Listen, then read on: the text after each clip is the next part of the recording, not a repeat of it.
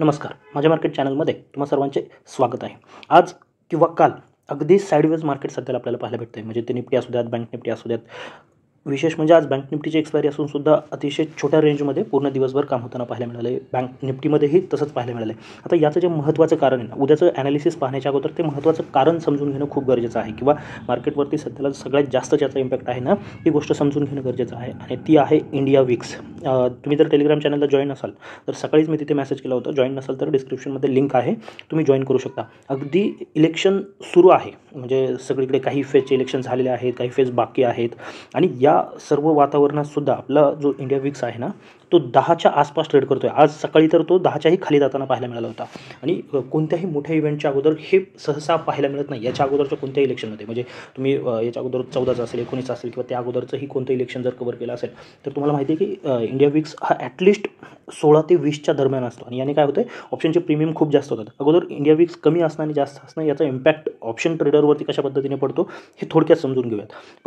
बरेच वेळा काय होतं, मोठ्या इव्हेंटच्या अगोदर जे रिटेल ट्रेडर आहेत किंवा अगदी थोडाफार पैसा असणारे ट्रेडर काय करतात की दोन्ही बाजूचे, म्हणजे चला आपण काय करूयात, कॉल आणि पुट दोन्ही बाजूचे 10-10, 20-20 लॉट खरेदी करून ठेवतात आणि काय होतं, मग एक मोठी मुवमेंट आली तर 1-0 होऊन एकामध्ये एक चांगली मोठी मुवमेंट किंवा स्पाईक ज्याला आपण म्हणतो ना, तो मिळतो आणि त्याच्यामध्ये प्रॉफिट होतं. आणि मग या गोष्टी नलिफाय करण्यासाठी इंडिया विक्स इव्हेंटच्या अगोदर आपल्याला वाढताना पाहायला मिळतो. म्हणजे काय होतं, जर तुमच्याकडे पैसे ऑलरेडी कमी असतील किंवा रिटेल ट्रेडर जे आहेत, जे थोडे 4 लॉट, 10 लॉट, 15 लॉटने काम करतात, त्यांच्यासाठी हे अवघड होऊन जातं. कारण का, इंडिया विक्स वाढल्यामुळे तुमच्या ऑप्शनचं प्रीमियम जे ॲट द मनीचं प्राईस 100 असायला पाहिजे ना, ती इंडिया विक्स जर 16 ते 20च्या दरम्यान गेली ना, तर तीच प्राईस 150, पावणे 200च्या दरम्यान जाऊन पोहोचते आणि त्याच्यामुळे काय होतं, दोन्ही बाजूचे घेणं अवघड होतं. इथे तुम्हाला ॲट द मनीचे कॉल आणि पुट दोन्ही 200 रुपयांमध्ये मिळत असतात, परंतु जर इंडिया विक्स जास्त असेल तर त्यासाठी तुम्हाला 300 ते 350 पॉईंट मोजावे लागतात किंवा रुपये मोजावे लागतात. त्यामुळे इंडिया विक्स वाढणं महत्त्वाचं असतं किंवा वाढतं, नॉर्मली महत्त्वाचं असतं असं म्हणणार नाही, परंतु ते वाढलेलं आपल्याला पाहायला मिळतं आणि त्याच्यामुळे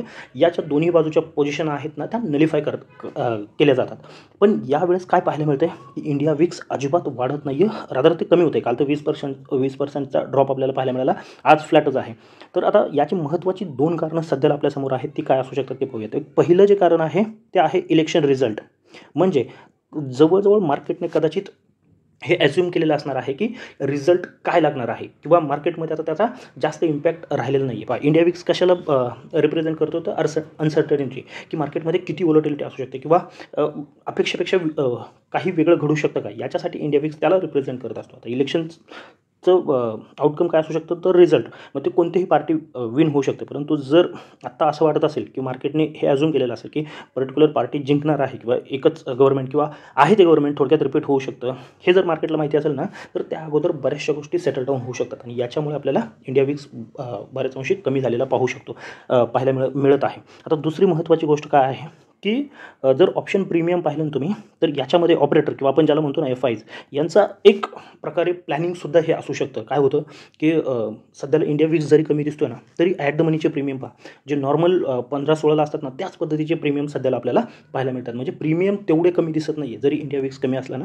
तरी प्रीमियम तेवढे कमी दिसत नाही आहे. आणि मग काय होऊ शकतं, अगदी अचानक जर हे जे विक्स 10 दिसतोय, तो जर तुम्हाला 15 ते 20च्या दरम्यान जाताना पाहायला मिळाला, तर हे जे तुम्हाला आता 100, 125, 150च्या आसपास मिळतात ना, ते तर भयंकर वाढताना पाहायला मिळू शकतात. आता हे एक प्लॅनिंग असू शकतं की सध्याला इंडिया विक्स खूप कमी आहे, यांच्या पोझिशन बनतील आणि अचानक एक मोठा स्पाईक कोणत्या तरी बाजूला आपल्याला पाहायला मिळू शकतो. तर या 2च शक्यता सध्याला मार्केटमध्ये आहे, इंडिया विक्स कमी होतं, त्याच्यामुळे सावध ट्रेड करा. आता याचा परिणाम काय होऊ शकतो, जर इलेक्शनच्या कारणाने जर हे असेल की मार्केटमध्ये ॲज्युम केलेलं असेल की अमुक एक रिझल्ट लागू शकतो, मार्केट 2 पद्धतीने त्याला रिॲक्ट करू शकतं. जर आहे तीच पार्टी आली, पण सध्याला तुम्ही पाहताय जे काही स्लोगन आहेत की अमुक सीट येणं गरजेचं आहे, जर त्यापेक्षा कमी सीट आले तर मार्केट ज्या पोझिशनला आहे, म्हणजे सपोज आपण समजूयात की 22,500ला आहे, तर काय होऊ शकतं, जर यांचं 400चं टार्गेट असेल आणि जर सीट आपल्याला 300 किंवा 250च्या आसपास येताना पाहायला मिळालं ना, तर मार्केट त्याला रिॲक्ट करू शकतं आणि मग त्यावेळेस विक्स एकदम फास्ट वाढू शकतो आणि एक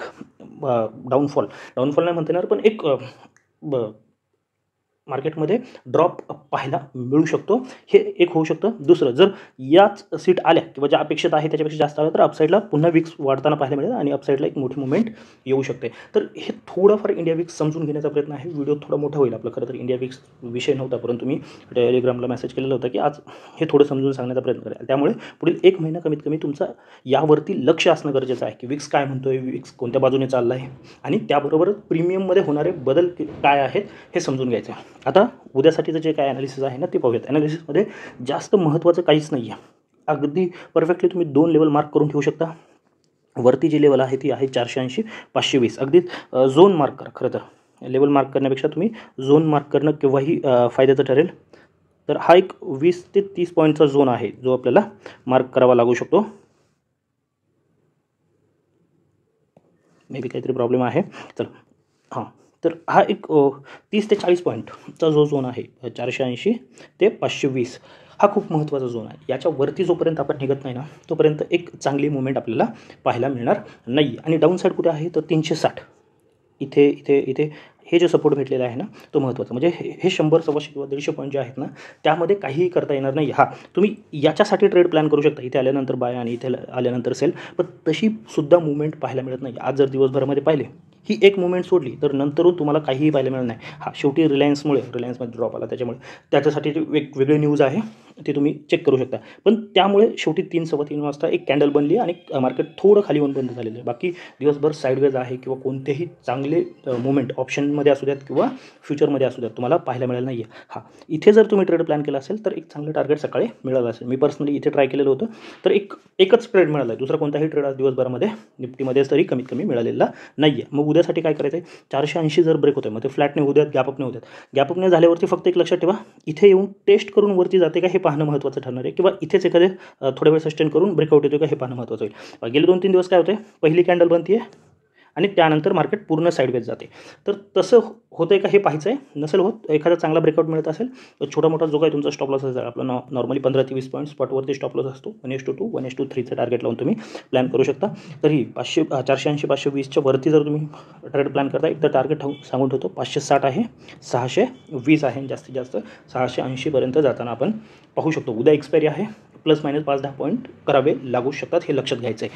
आता डाऊन साईड कुठे आहे, जर 360 ब्रेक होते ना तर जवळजवळ 150-180पर्यंतचा प्रवास आपण पाहू शकतो. पण इमिजिएट येऊ शकतो का किंवा एकच शार्प कॅन्डल बनेल का, तर याची शक्यता थोडी कमी आहे. म्हणून 360च्या खाली मग तुम्हाला ज्या लेवल आहेत त्या 280 असू शकतात, 220 असेल. ऑब्व्हियसली हे 22 आहे, 22,280 आहे, 22,220 आहे आणि 22,150पर्यंतचा प्रवास आपण पाहू शकतो. जास्त एक्सप्लेन करून किचकट करण्यापेक्षा फक्त या 2 लेवल मार्क करा. याच्या बाहेर पडल्यानंतरच आपल्याला चांगली मुवमेंट पाहायला मिळू शकते. आता दुसरा जो इंडेक्स आहे बँक निफ्टी. खरं तर बँक निफ्टीची आज एक्सपायरी होती. अपेक्षा होती की एक चांगली मुवमेंट पाहायला मिळेल. अगदी सकाळी पहिल्याच तासामध्ये एक मुवमेंट पाहायला मिळाली आपल्याला. म्हणजे 48,050 ही जी लेवल आहे ती टेस्ट झाली आणि त्यानंतर मार्केटने एक 150 पॉईंट, खूप जास्त नाही पण 150 पॉईंटची फक्त अपमूव दिलं आणि 200च्या आसपास पूर्ण दिवस घालवला आणि शेवटी तिथेच जाऊन बंद झालेलं आहे. बँक निफ्टीमध्ये खरं तर गेल्या काही दिवसापासून एक्सपायरीला हे खूप वेळा होताना पाहायला मिळालं की एक्सपायरी साईडवेज जाते आणि तसंच इथे होताना पाहायला मिळालं. इथे सुद्धा फक्त 2 लेवल मार्क करून ठेवा. अपसाईडची लेवल आहे 48,250 350 पॉईंटचा झोन आहे, परंतु तोच महत्त्वाचा आहे. अगदी तुम्ही प्लस मायनस करू शकता. 48,250च्या वरती आपण पॉझिटिव्ह होत आहोत हे लक्षात घ्यायचं. पण 48,250 300 ही महत्त्वाची लेवल. मग ती फ्लॅटने असू द्यात, गॅपअपमध्ये तीच केस लक्षात ठेवायची आहे. पुन्हा टेस्टिंग होतं आहे किंवा तिथेच सस्टेन करून ब्रेकआउट येतो आहे हे पाहणं महत्त्वाचं आहे. जर ब्रेकआउट येतो आहे तर डेफिनेटली आपण बाईंग पोझिशन क्रिएट करणार आहोत. 48,500 राऊंड फिगर सांगतो आहे, 48,750 या लेवल आपल्याला पाहायला मिळू शकतात. आता डाऊन साईड थोडं क्रिटिकल आहे. डाऊन साईडला काय करू शकता, हा जो स्विंग बनलेला आहे आजचा, काल इथे खूप वेळा टेस्ट केलेलं होतं, ती लेवल आहे 48,050ची. अगदी राऊंड फिगर सेफ साईड 48,000 ही लेवल जी आहे ना ती ब्रेक होताना तुम्ही एक डाऊन साईडचं ट्रेड प्लॅन करू शकता. मोठं टार्गेट नसणारे लक्षात घ्या, 100 100 पॉईंटच पूर्ण दिवस जर 150-200 पॉईंटमध्ये जर आणि बँक निफ्टी घालवते ना तर मोठे टार्गेट एक्सपेक्ट करू नका, ॲटलिस्ट डाऊन साईडला तरी. मग त्यासाठी तुम्हाला 47,850 900 हा पहिलं टार्गेट असू शकतं आणि त्याच्या खाली जर जास्त काही झालं तर 47,600 700पर्यंत आपण जाताना पाहू शकतो. जास्त मोठी मुवमेंटची सध्या तरी अपेक्षा करू नका. एका साईडला ज्यावेळेस ब्रेक होईल ना त्यावेळेसच आपण आपला ट्रेड प्लॅन करणार आहोत. सध्या थोडं क्वांटिटी कमी ठेवा, म्हणजे याच्या बाहेर जरी पडलं तर थोडं क्वांटिटी कमी ठेवा आणि मग जर वरती सस्टेन करत आहे किंवा खाली सस्टेन करत आहे तर आपण आपल्या क्वांटिटी एक्स्ट्रा त्यामध्ये ॲड करू शकतो. आणि सगळ्यात महत्त्वाचं विक्सवरती लक्ष ठेवा. पाहिलं नसेल पुन्हा एकदा जाऊन विक्स समजलं नसेल तर पुन्हा एकदा पाहून घ्या की त्याचं काय महत्त्व आहे. आणि जर ही माहिती आवडत असेल तर नक्की या व्हिडिओला लाईक करून चॅनलला सबस्क्राईब करा आणि आपल्या इतर मित्रांपर्यंतही पोहोचवा. तर आजच्यासाठी एवढंच. धन्यवाद. जय हिंद, जय महाराष्ट्र. Keep trading.